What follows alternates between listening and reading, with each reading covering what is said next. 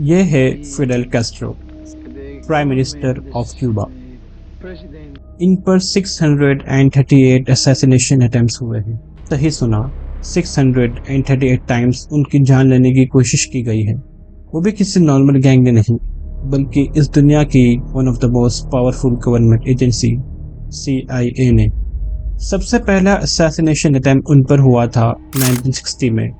CIA को लगा कि फिडेल कैस्ट्रो को मारना इजी होगा, क्योंकि वो बहुत वक्त पब्लिक में रहते थे और उनकी मिलिट्री US से बहुत वीक थी। CIA ने एक इंसान को $10,000 दिए कैस्ट्रो को सीधा शूट करने के लिए, बट उस शूटर को कभी ऐसा चांस नहीं मिला कि वो कैस्ट्रो पर शूट कर सके। इस बार फिडेल कैस्ट्रो वाज लकी। थोड़े ही दिनों बाद उन पर सेकंड असैसिनेशन अटेम्प्ट हुआ। 1960s में अमेरिकन माफिया अपनी ऊंचाइयों पर था और उनके कसिनो बहुत बड़े बिजनेस बन गए थे, लेकिन फिडेल कैस्ट्रो ने क्यूबा में सारे कसिनो को बंद करा दिया। सो अमेरिकन माफिया भी फिडेल कैस्ट्रो को अपने रास्ते से हटाना चाहते थे। फिर CIA और अमेरिकन माफिया ने एक साथ उनको मारने का प्लान बनाया, और उस वक्त माफिया के पास सिर्फ पैसा ही नहीं बल्कि मैन पावर और एक्सपर्टीज थी कि वो आसानी से कैस्ट्रो को मार सके। सो CIA ने उस टाइम पे one of the most wanted mafia Sam Giancana and Santo Trafficante को $150,000 दिए। तो उन्होंने अपने एक बंदे को हायर किया। जब कैस्ट्रो ने कैफे में मिल्क शेक ऑर्डर किया तो उसको बोला गया कि मिल्क शेक के ग्लास के अंदर साइनाइड को डाल देना, लेकिन वो साइनाइड फ्रिज के हैंडल पर फंस गया, फिर जमीन पर गिर गया। फिर उस वेटर ने डर के मारे प्लान को छोड़ दिया। फिर से एक बार कैस्ट्रो बच गया। उसके बाद CIA was desperate to kill Castro. 1961 में उन्होंने कैस्ट्रो के सिगार में 2 billion gram of botulinum toxin उनके सिगार में ऐड किया, जो काफ़ी था उनको मारने के लिए।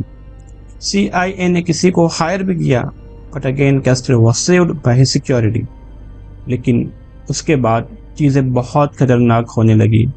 कैस्ट्रो को क्यूबा डाइविंग का शौक था, तो CIA ने सोचा कि हम लोग ट्यूबरकुलोसिस के बैक्टीरिया को उनके सूट के अंदर डाल देंगे। बट क्वेश्चन था कि कैस्ट्रो इस सूट को पहनेंगे कैसे। सो वो प्लान भी फेल हो गया। 5th अटेम्प्ट का आइडिया था कि बॉम्ब को हम लोग सी शेल के अंदर छुपा देंगे, बट ऑफ कोर्स वो प्लान भी एग्जीक्यूट नहीं हो सकता था। 6th अटेम्प्ट के अंदर एक हाइपोडर्मिक निडल जो पैन में होगी, जिसमें पॉइजन था, एक क्यूबन ऑफिशियल जो अमेरिका का फ्रेंड था उसे दिया गया। बट वो ऑफिशियल को डर लगा कि अगर गलती से वो पैन उसे लग गई तो ही will be dead of course. So फिर उन्होंने पैन को फेंक दिया और CIA के कॉल को आंसर करना भी छोड़ दिया। और यह सिलसिला तकरीबन 40 साल तक चला। सही सुना, 40 साल तक। लेकिन हर बार वो बच जाते थे। और 15 नवंबर 2016 में एक नेचुरल रीजन से उनकी मौत आई। बट सवाल खड़ा होता है कि क्यों CIA और अमेरिका इस छोटे से देश के प्राइम मिनिस्टर की जान लेने पर तुले थे। आखिर उन्होंने क्या किया था जिससे क्यूबा जैसे छोटे देश से अमेरिका इतना घबरा रहा था। This is the story of one of the most luckiest dictator, Fidel Castro.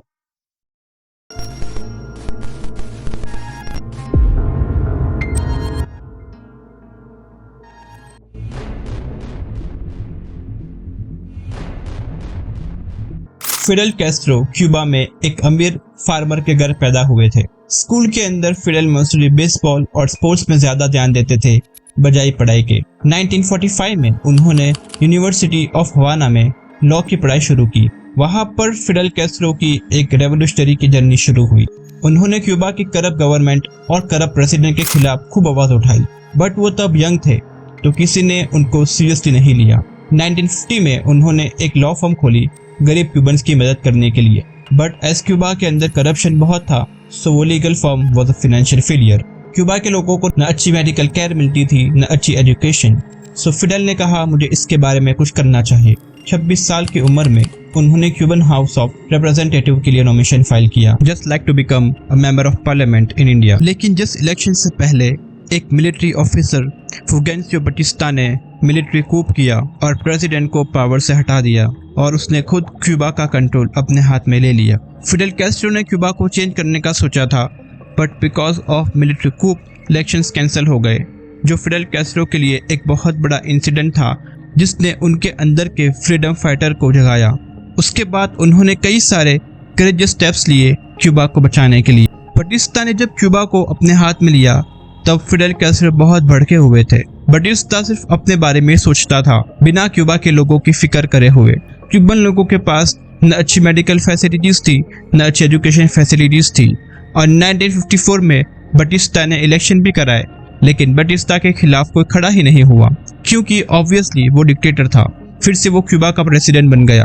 Batista को लगा कि क्यूबा अब सिर्फ उसका है, लेकिन उसको पब्लिक की पावर पता नहीं थी। इलेक्शन के एक साल पहले फिडेल कैस्ट्रो और उसके 120 लोगों ने सैंटियागो मिलिट्री बेस का कंट्रोल लेने की कोशिश की थी, बट वो फेल हो गए और सब फ्रीडम फाइटर्स को अरेस्ट कर दिया गया, इंक्लूडिंग फिडेल कैस्ट्रो। बटिस्टा ने जब इलेक्शन जीता तो उसे कॉन्फिडेंस था कि आई एम सेफ, मुझे अपनी जगह से कोई नहीं हटा सकता। और 2 साल बाद उसने उन सबको रिहा कर दिया, इंक्लूडिंग फिडेल कैस्ट्रो। बटिस्टा शुरू से अमेरिका के साथ काम कर रहा था, लेकिन अमेरिका को ये दुनिया को नहीं बताना था कि वो किसी डिक्टेटर के साथ काम कर रहा है। तो फिर just for sake of showing good side of Cuba, Batista ने फिडेल और उसके साथियों को छोड़ दिया। लेकिन जैसे ही फिडेल कैस्ट्रो छूटा, वो सीधा पहुंचा मेक्सिको, जो वहां पर दुनिया के सबसे बड़े रेवोल्यूशनरी से मिला, ची गुवेरा। 1956 में फिडेल, उसका भाई रॉल कैस्ट्रो और ची गुवेरा और उनके साथ 79 और लोग समंदर से होते हुए क्यूबा आए ताकि बटिस्टा को प्रेसिडेंट की पोजीशन से हटा सके। लेकिन जैसे ही वो लोग क्यूबा में एंटर हुए, क्यूबन मिलिट्री ने उनको पकड़ लिया। तब सिर्फ 19 लोग बचे, जिसमें फिडेल, रॉल कैस्ट्रो और ची गुवेरा भी शामिल थे। वहां से वो लोग पहाड़ पर चले गए अपनी आर्मी बनाने के लिए। 1958 के अंदर कई 100 गुरिल्ला फाइटर्स ने क्यूबन मिलिट्री पर अटैक किया और ऑन जनवरी 8, 1959 को बटिस्टा के हाथों से क्यूबा को छुड़ा लिया। और 8 जनवरी को फिडेल कैस्ट्रो हवाना में वापस आए, नॉट एज अ लॉयर और अ स्टूडेंट और revolutionary, but as a leader of Cuba himself. जैसे ही फिडेल प्राइम मिनिस्टर बने, उन्होंने सबसे पहले लैंड रिफॉर्म्स किए, जिससे अमीर फार्मर से ज़मीनें लेकर गरीब फार्मर्स में बांट दिया। और उनकी मम्मी भी एक अमीर फार्मर थी, तो फिडेल कैस्ट्रो ने उनकी मम्मी की ज़मीनों को भी गरीब फार्मर्स में बांट दिया। फिर उन्होंने जो दूसरा बड़ा स्टेप लिया वो ये था कि जो कसिनो क्यूबा में ऑपरेट करते थे, इंक्लूडिंग अमेरिकन माफिया के कसिनो, सबको सीज कर लिया। और जो पैसे उससे मिले, उससे अच्छी स्कूल्स बनाने में, हॉस्पिटल बनाने में, क्यूबा का इंफ्रास्ट्रक्चर इम्प्रूव करने में और गांव में इलेक्ट्रिसिटी लाने में यूज़ किया। और ये सब तब हो रहा था जब America was on war against communism. तब अमेरिका जहाँ भी कम्युनिज्म आइडियोलॉजी होती थी, वहाँ पर कम्युनिज्म को मिटाने की हर मुमकिन कोशिश करता था। लेकिन इस बार ये हो रहा था क्यूबा में, जो सिर्फ अमेरिका से 10 घंटे की दूरी पर था। और क्यूबा में फिडेल कैस्ट्रो अच्छे कामों में पैसा तो लगा रहे थे, लेकिन टैक्स और फ्री मार्केट न होने की वजह से जल्दी पैसा ख़त्म हो गया। जो फार्म्स और बिजनेस अमेरिकन ओन करते थे, उसे भी फिडेल कैस्ट्रो ने पैसे कमाने के लिए यूज़ किया, जिसने अमेरिका को और भी ज़्यादा अनॉय कर दिया। फिर जब और भी पैसे की कमी हुई तो क्यूबा ने हेल्प ली अमेरिका के सबसे बड़े ओपोनेंट की, सोवियत यूनियन। तो सोवियत यूनियन ने क्रूड ऑयल, फर्टिलाइजर्स और इंडस्ट्रियल गुड्स $100 मिलियन की लोन दी, जिसके बदले में क्यूबा ने sugar, fruits and animal hide दिए, जो सालों से वो अमेरिका को एक्सपोर्ट कर रहा था। तो अमेरिका और भी ज़्यादा अनॉय हुआ, क्योंकि क्यूबा सोवियत यूनियन के कुछ ज़्यादा ही क्लोज हो रहा था। तब अमेरिका बहुत ज़्यादा घबरा गया और वहाँ के एनालिस्ट ने अज्यूम किया कि क्या होगा अगर क्यूबा कम्युनिस्ट नेशन बन गया और क्यूबा में सोवियत अपने nuclear weapons, missiles, military base establish कर देंगे। और एक और कॉन्ट्रैक्ट जो सोवियत के साथ फिडेल कैस्ट्रो ने किया वो ये था कि सोवियत क्रूड ऑयल को क्यूबन रिफाइनरी में प्रोसेस करना था। बट क्यूबा में most of refinery American company own करती थी, जैसे कि शेल, एसो। सो उन्होंने ना बोल दिया। सो रिटालिएट करने के लिए कैस्ट्रो ने रिफाइनरीज को नेशनलाइज कर दिया। और हिस्ट्री इसका सबूत देती है कि अगर कोई भी कंट्री अमेरिका और ऑयल के बीच में आती है तो अचानक से अमेरिका को लगता है कि वहाँ के लोग सुरक्षित नहीं हैं, वहाँ पर लोग फ्री नहीं है, तो अमेरिका उस कंट्री को फ्री करने की कोशिश में लग जाती है। उसके बाद यूएसए ने शुगर का इंपोर्ट क्यूबा से बंद कर दिया, जो क्यूबा का सबसे बड़ा इंपोर्ट था। लेकिन फिर फिडेल कैस्ट्रो ने शुगर मिल्स को भी नेशनलाइज कर दिया।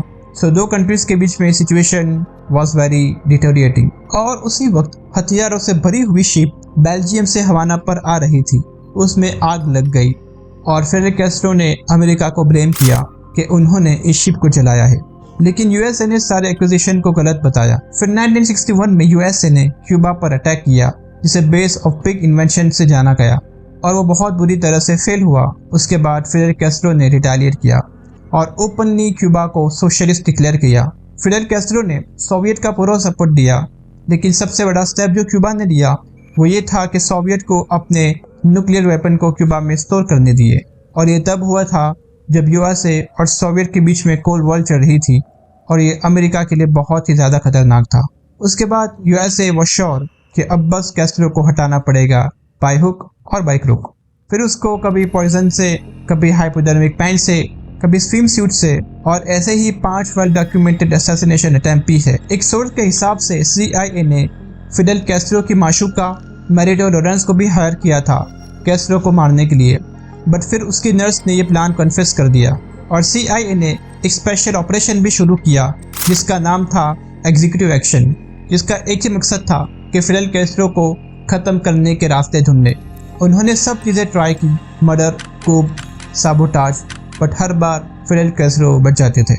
लेकिन 1972 में CIA के डायरेक्टर रिचर्ड हेल ने डिक्लेयर किया कि अब सारे फॉरेन लीडर्स पर अटैक बंद करने पड़ेंगे, लेकिन उसके बाद भी फिडेल कैस्ट्रो पर अटैक शुरू थे अप अंटिल 2000। कोल्ड वॉर खत्म होने के कई साल बाद भी 2000 में जब वो पनामा में स्पीच देने वाले थे, तब उनके स्टेज के नीचे 90 टन एक्सप्लोसिव रखा गया था, लेकिन फिडेल कैस्ट्रो के सिक्योरिटी टीम को वो मिल गया और फिर एक बार वो बच गए।